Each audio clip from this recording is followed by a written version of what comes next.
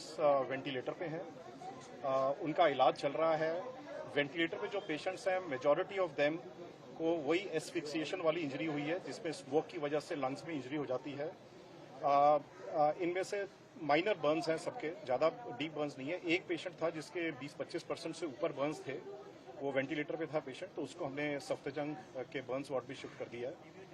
5 patient stable थे, minor injuries के साथ आए थे, तो उनको इनिशियल फर्स्ट एड ट्रीटमेंट देके वो डिस्चार्ज हो गए हैं। जो पेशेंट्स बेसिकली 2-3 तरह की इंजरीज थी प्रोडोमिनेटली। एक जैसे मैंने कहा लंग्स की इंजरी थी एस्फिक्सिएशन वाली, सेकंड माइनर बर्न्स, और तीसरी बोन्स इंजरी, बिकॉज काफ़ी पेशेंट्स ने क्लेम किया कि वो ऊपर बिल्डिंग से उन्होंने जंप किया था, तो जिसकी वजह से फ्रैक्चर्स थे, लॉन्ग बोन फ्रैक्चर्स थे, पेल्विक बोन फ्रैक्चर था। एक पेशेंट का स्पाइनल इंजरी है जिसकी सर्जरी हो रही है न्यूरो सर्जरी में। तो अब पूरी कोशिश चल रही है कि जो पेशेंट्स एडमिटेड हैं आईसीयू में वेंटिलेटर पे और विदाउट वेंटिलेटर, कि उनकी पूरी मेहनत कर रहे हैं उस पर, एंड देखते हैं कैसे। कुछ पेशेंट्स उनमें अभी क्रिटिकल हैं, तो ट्रीटमेंट चल रहा है सब। वो मेरे पास डिटेल्स अभी नहीं है, बट उसमें फॉरेन नेशनल्स भी थे और अपने लोकल पेशेंट्स भी। कितने लोग हैं जो ऊपर से कूदे हैं? या वो नंबर मेरे पास नहीं है। ये तो जो पेशेंट्स ने जिनसे हम बात कर सके, जिन्होंने हिस्ट्री दी है, बहुत पेशेंट्स जो थे जिनको हमने वेंटिलेटर पर डाला वो अनकॉन्शियस थे, कोई उनसे हिस्ट्री नहीं मिली है।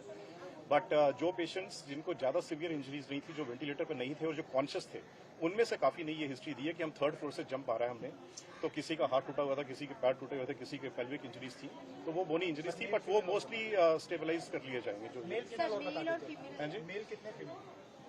जिनकी डेथ हुई है 18 पेशेंट्स की, वो बराबर की नो थे, नो मेल्स और नो फीमेल्स।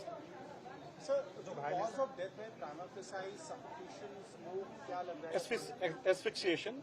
वही बेसिकली होता क्या है, बर्न से पहले, फायर पहुंचने से पहले स्मोक पहुंच जाता है, तो वो आदमी जब स्मोक इनहेल करता है उसकी वजह से एक तो क्या होता है, बॉडी में एकदम ऑक्सीजन की कमी हो जाती है। जैसी ऑक्सीजन कमी हो जाती है वो आदमी अनकॉन्शियस हो जाता है। दूसरा, बिकॉज ये जब बर्न होता है तो पीवीसी, टॉक्सिक मटेरियल्स बहुत होते हैं, प्लास्टिक, तो उसकी वजह से कार्बन मोनोऑक्साइड, हाइड्रोजन साइनाइड, ये सब गैसेज आदमी इनहेल करता है, इससे भी इंजरी होती है। तीसरा, ये जो फ्यूम्स होते हैं बड़े हाई टेम्परेचर पे होते हैं, इसकी वजह से थर्मल टेम्परेचर इंजरी हो जाती है लंग्स में। तो ये 3 मैकेनिज्म्स होते हैं जिससे लंग्स में इमीडिएट इंजरी हो जाती है और ऑक्सीजन की कमी से आदमी अनकॉन्शियस हो जाता है। और इसमें वही टाइम क्रिटिकल होता है कि जितनी जल्दी इवैक्यूएट कर सकें वो पेशेंट्स को टाइमली मैनेज कर सकते हैं। कितने गंभीर होंगे?